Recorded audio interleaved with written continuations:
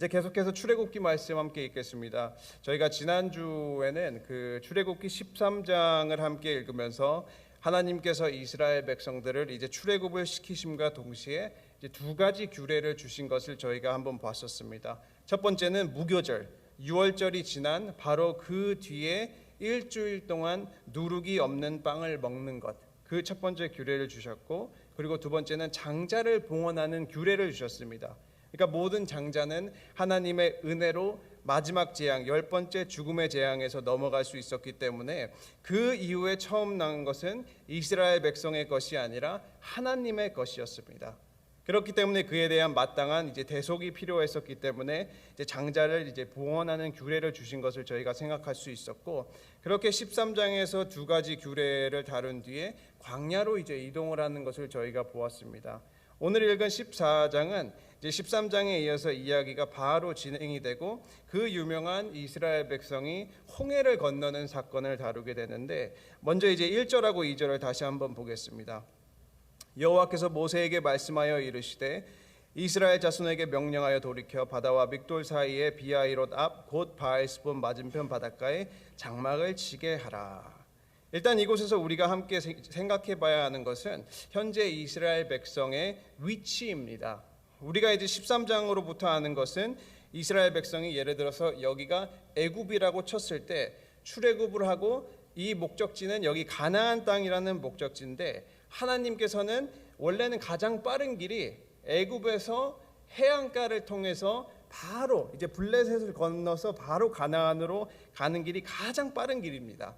그런데 우리가 13장에서 본 것은 하나님께서 이제 블레셋을 통해서 가게 하시는 것이 아니라 이스라엘 백성이 만약에 블레셋으로 가서 전쟁을 하게 되면은 애굽으로 다시 돌아가려고 할까봐, 마음이 변심할까봐 어떻게 인도하시냐면 애굽에서 블레셋으로 인도하는 것이 아니라 애굽에서 광야로 인도하셨습니다. 애굽에서 밑에 쪽으로.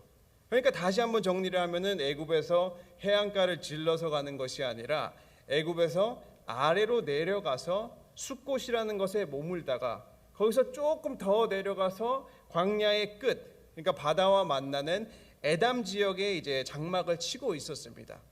그러니까 여기서부터 이제 이 지리를 이제 생각을 하고 있을 때 정상적인 이스라엘 사람의 경로를 생각하면은 그냥 여기 이 바다와 만나는 광야의 끝에 있으니까 에담에서 쭉 올라가기만 하면 된다는 것입니다.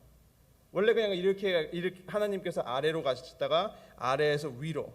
근데 그 오늘 말씀에서 하나님의 명령을 보았을 때는 쭉 올라가라고 명령하신 것이 아니라 다시 돌이켜서 내려가라고 말씀을 하게 되시는 것을 보게 됩니다.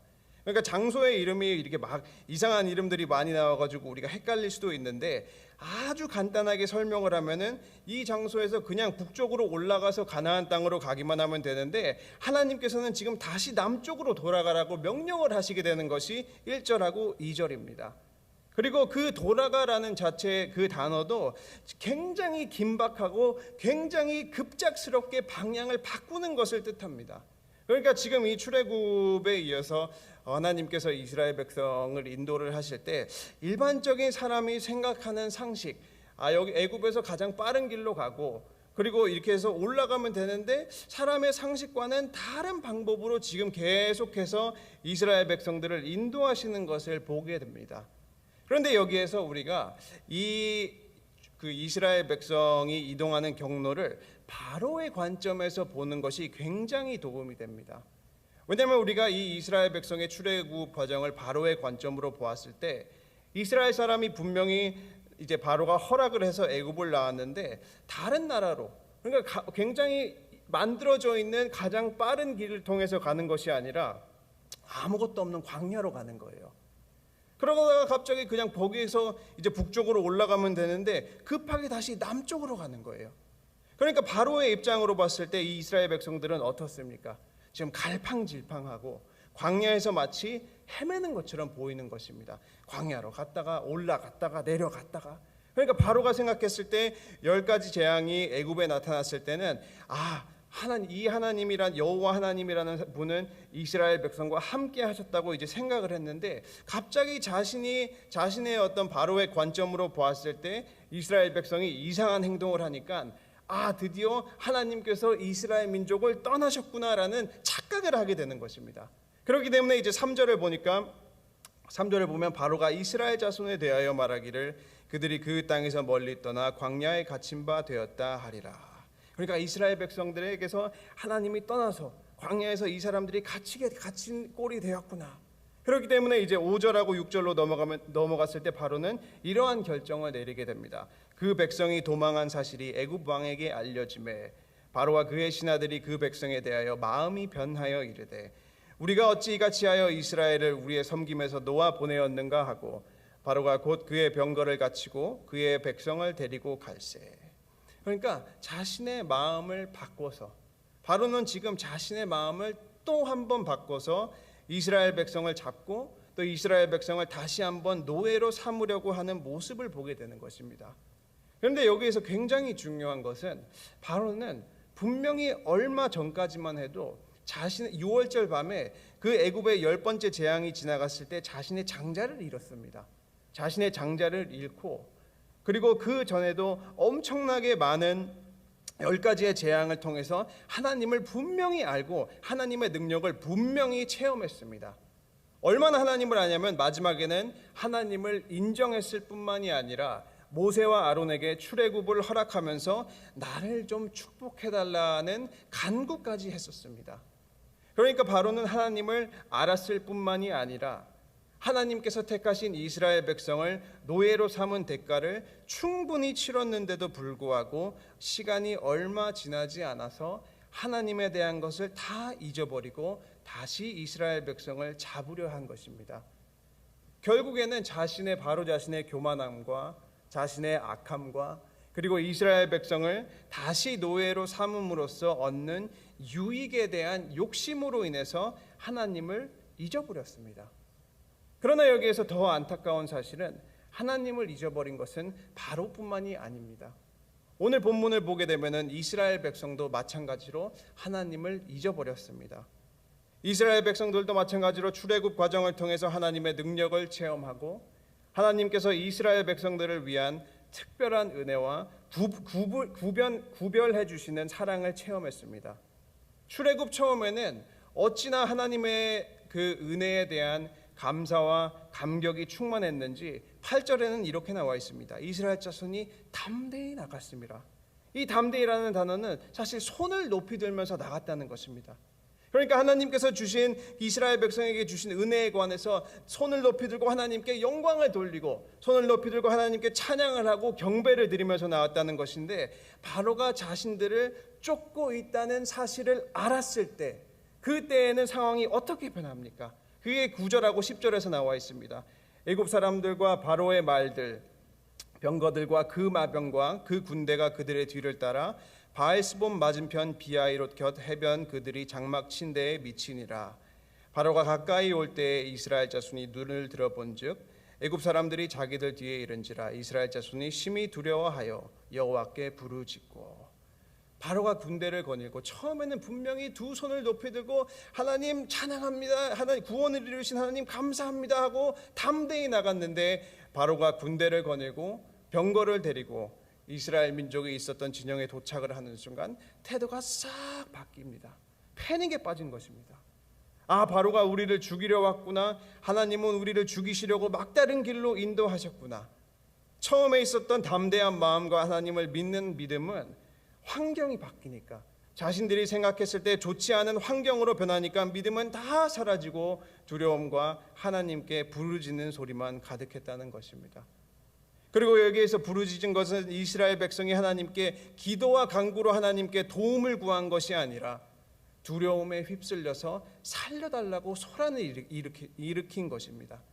마치 하나님을 믿지 않는 자들도 절박한 상황에서 신을 찾는 것처럼 지금 이스라엘 백성들도 하나님을 잊고 패닉에 빠져서 부르짖게 되는 것입니다. 그것뿐만이 아니라 이스라엘 백성은 모세를 원망하게 되고 또 하나님을 원망하게 됩니다. 11절하고 12절에 보면은 그들이 또 모세에게 이르되 애굽에 매장지가 없어서 당신이 우리를 이끌어내어 이 광야에서 죽게 하느냐. 어찌하여 당신이 우리를 애굽에서 이끌어내어 우리에게 이같이 하느냐. 우리가 애굽에서 당신에게 이른 말이 이것이 아니냐. 이르기를 우리를 내버려 두라. 우리가 애굽 사람을 섬길 것이라 하지 아니하더냐. 애굽 사람을 섬기는 것이 광야에서 죽는 것보다 낫겠노라. 어떻게 보면은 이스라엘 백성은 참 이해가 안 되는 게, 하나님께서 바로의 마음을, 우리가 이제 4절을 보면은 하나님께서 바로의 마음을 강팍하게 하셔서 직접 애굽 군대를 나오게 하셨다는 것을 모세를 통해서 말씀을 하셨습니다. 그리고 또한 하나님께서 분명히 애굽을 물리치셔서 하나님의 영광을 드러낼 것이라는 말씀도 더하셨습니다. 그렇다면은 애굽 군대가 쫓아왔을 때 이스라엘 백성의 올바른 태도는 무엇이어야겠었습니까? 감사와 믿음과 찬양이었었죠. 모든 것이 하나님께서 말씀하신 대로 진행이 되고 있구나, 하나님께서 또 한 번 하나님의 능력을 나타내시겠구나라는 감사와 찬양을 드리는 것이 정상인데, 그러한 모습은 온데간데 없고 되려 하나님의 약속과 그리고 하나님을 잊어버리는 안타까운 모습을 보게 됩니다. 오늘 출애굽기 14장에서 우리는 자신의 개인적인 환경으로 인해서 하나님을 잊어버리는 두 가지의 경우를 보게 됩니다. 첫 번째는 바로를 통해서, 그리고 두 번째는 이스라엘 백성을 통해서. 바로는 시간이 지나면서 자신의 교만과 자신의 능력과 자신의 욕심으로 인해서 하나님을 잊어버리게 되고, 그리고 두 번째는 이스라엘 백성을 통해서 마치 처음에는 믿음으로 다 될 것 같다는 생각을 했는데 상황이 바뀌고 자신들이 생각했던 뜻대로 안 되고 환경이 어렵게 변하니까 하나님을 잊어버리게 되었습니다. 이 두 가지의 경우를 가지고 우리가 함께 점검해 봐야 하는 것은, 혹시나도 매일 하루하루를 살면서 하나님을 잊어버리지는 않았는가라는 것입니다. 혹시나도 바로처럼 나의 배경과 내 지식과 내 힘과 재물이나 또는 내 욕심으로 인해서 하나님을 잊어버리지는 않았는가? 아니면 이스라엘 백성들처럼 나의 뜻대로 안 되고 환난이 오니까 하나님을 잊어버리지는 않았는가? 오늘 말씀에서 정확한 것은, 우리는 항상 매 순간순간마다 하나님의 은혜와 하나님의 놀라우신 사랑을 기억하고 되새겨야 한다는 것입니다. 하나님을 믿는 자들이 항상 경계해야 하는 것은 하나님을 잊어버리는 것이고, 하나님을 알았지만 잊어버리게 될 때에는 우리가 말씀을 보면은 그에 대한 책임이 따르게 된다는 것입니다. 그렇기 때문에 우리 사랑하는 친구교회 성도님들은 날마다 하나님의 은혜와 사랑을 매일매일 되새기는, 기억하는 믿음 생활을 하시기를 축원합니다. 이제 넘어가서 13절하고 14절입니다. 여기는 이제 이스라엘의 그 행동에 대한 모세의 답변이 포함이 되어 있습니다. 모세가 백성에게 이르되 너희는 두려워하지 말고 가만히 서서 여호와께서 오늘 너희를 위하여 행하시는 구원을 보라.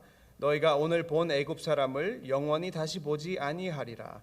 여호와께서 너희를 위하여 싸우시리니 너희는 가만히 있을지니라. 아멘.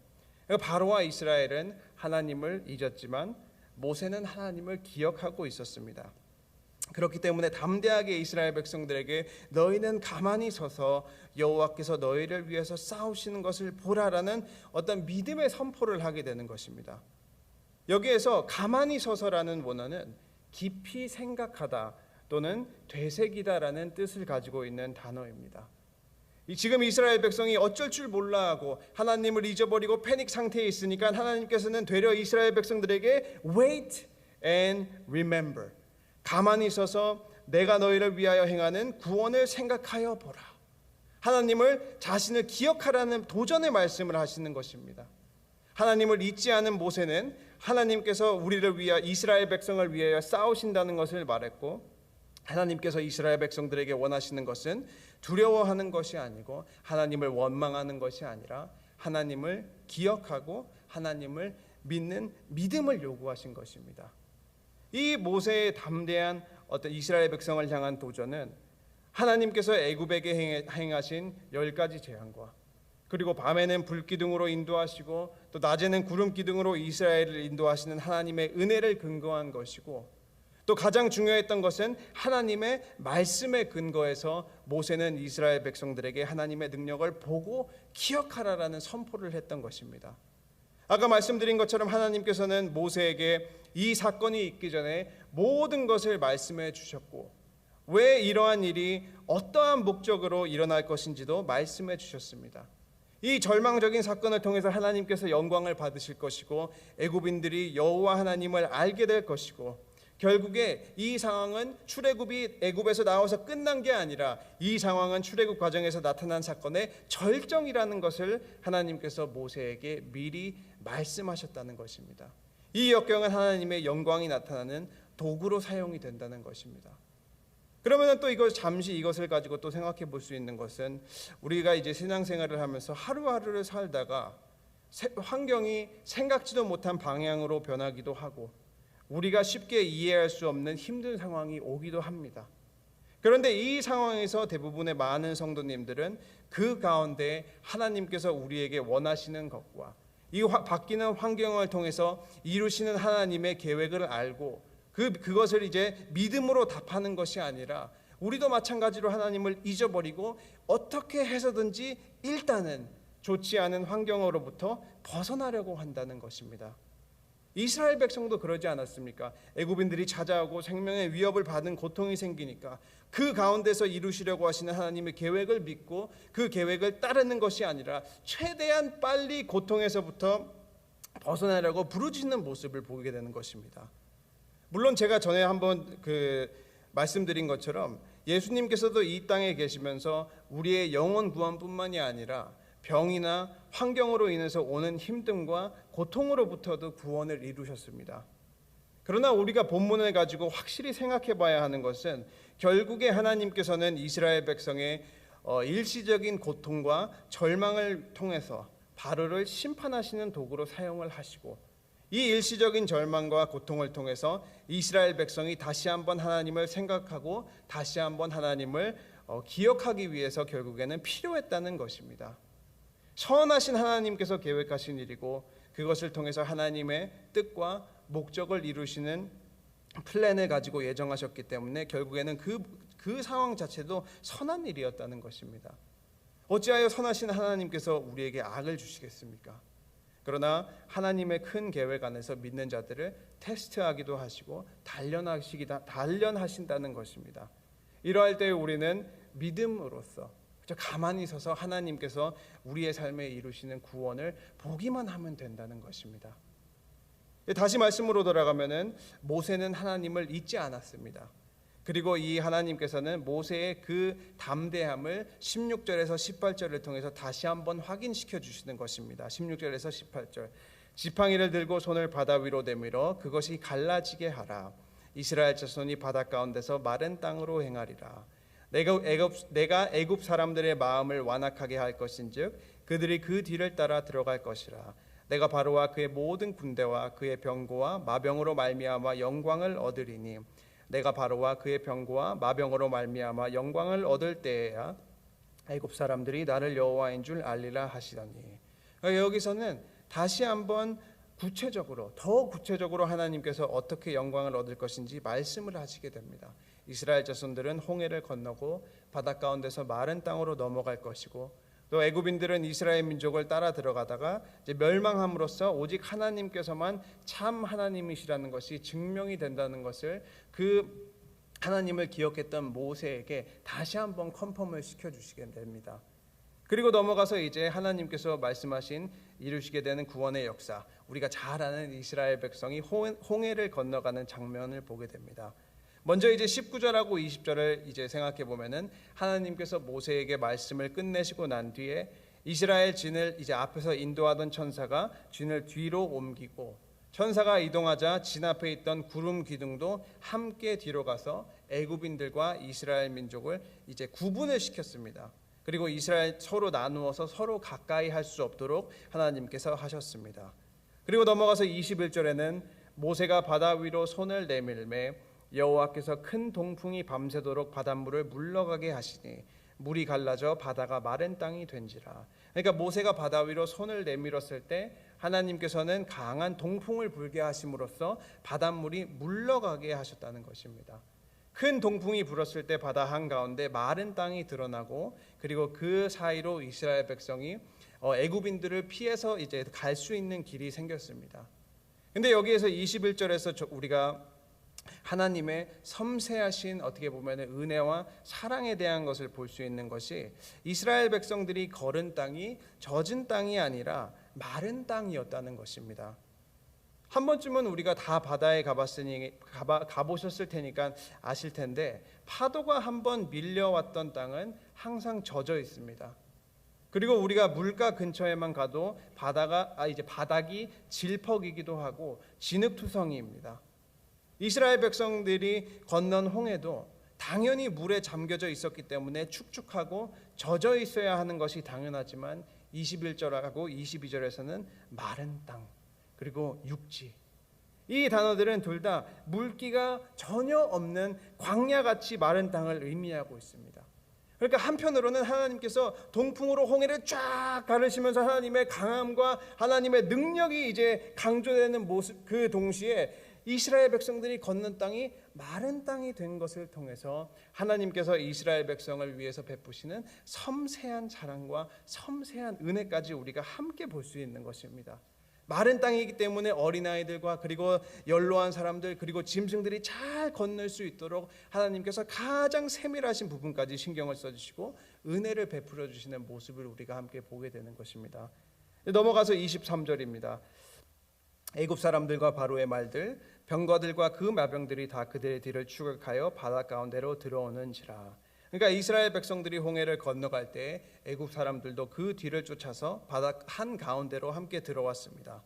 그러나 하나님께서는 애굽의 군대가 이스라엘을 이제 이르지 못하도록 애굽 군대를 어지럽게 하시고 그리고 병거의 바퀴를 떨어지게 하시니 그때가 돼서야 애굽인들은 아차 싶은 것입니다. 하나님께서 하나님을 잊어버린 애굽인들에게 이 홍해 사건을 통해서 다시 한번 하나님을 기억하게 하셨습니다. 그러나 그때 하나님을 기억했을 때는 너무 늦었습니다. 25절에 뭐라고 나와 있습니까? 그들의 병거 바퀴를 벗겨서 달리기가 어렵게 하시니 애굽 사람들이 이르되 우리가 이스라엘 앞에서 우리가 도망하자. 여호와가 그들을 위하여 싸워 애굽 사람들을 치는도다. 아차 싶어서 돌아가려고 했지만 그때는 너무 늦었다는 것입니다. 하나님의 말씀대로 모세가 다시 손을 바다 위로 내미는 순간 좌우의 벽처럼 있었던 그 물들은 애굽 군대 위로 쏟아지게 되고 홍해로 들어간 애굽인들은 하나도 남지 않고 전멸을 하게 됩니다. 하나님께서는 이 마지막 사건을 통해서 하나님의 존재를 정확하게 확실하게 나타내셨습니다. 그리고 마지막으로 31절을 볼 때 이스라엘 백성이 여호와께서 애굽 사람들에게 행하신 그 큰 능력을 보았으므로 백성이 여호와를 경외하며 여호와와 그의 종 모세를 믿었더라. 그러니까 이러한 어떤 이스라엘 백성들에게 있었던 일시적인 환난과 변화된 환경을 통해서 이스라엘은 하나님의 은혜를 또다시 한번 체험하고 하나님에 대한 믿음을 갖는 계기로 사용이 된다는 것입니다. 오늘 우리가 14장을 잠시 생각해 보면서 한번 이제 마음에 새겨야 하는 것은 이스라엘 백성이 자신의 구원을 위해서 한 것은 아무것도 없다는 것입니다. 처음부터 끝까지 하나님께서만 하셨고 이스라엘 백성들은 가만히 서서 하나님의 구원을 바라보기만 했다는 것입니다. 그러나 이것은 우리 성도의 구원도 마찬가지 아니겠습니까? 우리의 힘으로 우리를 구원할 수가 없고 우리의 힘으로는 현재 가운데 있는 환경을 벗어날 수가 전혀 없습니다. 그러나 모세가 이스라엘 백성들에게 담대히 너희는 가만히 있고 하나님의 구원을 보라라고 선포한 것처럼 하나님께서는 우리의 구원을 위해서 예수 그리스도를 보내시고 날마다 죄에서 승리하고 믿음으로 나아갈 수 있도록 우리 안에 성령님을 보내주셨습니다. 그렇기 때문에 우리는 그 값없는 은혜를 항상 기억하고 감사하며 믿음으로 하루하루를 살면 된다는 것입니다. 하나님께서는 악한 애굽인들에게는 심판의 주로 자신을 나타내시고 하나님의 백성인 이스라엘에게는 세심한 구원자로 나타나셨습니다. 하나님께서는 하나님을 믿는 자들을 살피시고 어떠한 속에서도 믿는 자들을 외면하시지 아니하시고 매일매일 놀라운 구원의 역사를 우리의 삶 가운데서 이루신다는 것입니다. 그렇기 때문에 오늘도 새 하루를 사시면서 하나님께서 우리의 삶을 어떻게 인도하시든지 우리를 향한 선한 계획을 가지고 계신 신실하신 하나님만을 의지하시고 하나님과 동행하심으로써 매일 구원의 기쁨을 누리시는 우리 사랑하는 친구교회 성도님들이 되시기를 주님의 이름으로 축원합니다. 아멘. 기도하겠습니다. 하나님 아버지 감사합니다.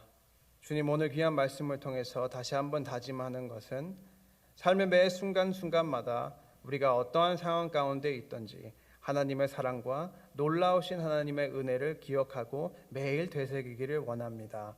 주님, 어떠한 상황에서도 하나님의 선하신 계획과 하나님의 인도하심을 믿사오니 우리 사랑하는 친구교회 성도님들이 날마다 구원의 기쁨을 누릴 수 있도록 하여 주시옵소서. 주님, 우리 모든 성도님들을 하나하나 살펴주시고 신이 우리의 삶에 간섭하여 주셔서 하나님께서 기뻐하시는 삶을 살 수 있도록 도와주시옵소서. 주님, 특별히 기도하는 것은 몸과 마음이 편찮으신 환우들 그리고 이창근 집사님을 위해서 기도합니다. 모든 성도님들이 기도하며 간구하고 부르짖을 때 하나님의 구원과 회복의 손길이 집사님과 모든 환우들에게 함께할 수 있도록 도와주시옵소서. 주님, 이제 남은 시간 기도할 때 우리 사랑하는 친구교회 성도님들이 가지고 계신 모든 기도 제목 하나도 다 땅에 떨어지지 아니하고 믿음 안에서 이루어질 수 있도록 하여 주시고 오늘 하루도 친히 하나님의 은혜로 또 성령님께서 인도하여 주실 인도하심을 믿고 감사를 드리며 예수님 이름으로 기도드렸습니다. 아멘.